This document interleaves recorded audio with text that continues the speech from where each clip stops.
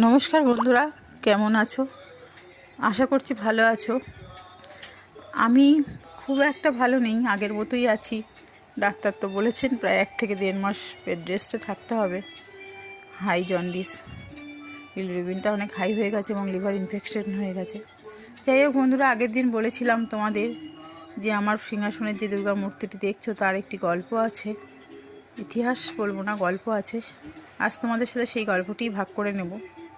এই যে মা দুর্গার মূর্তিটি কিন্তু আমি কিনিনি। এক কথায় বলতে পারো, মা দুর্গা হয়তো আমার কাছে, আমার বাড়িতে আসবে বা আমার হাতে পুজো নেবে বলে সে আমার বাড়িতে এসছেন।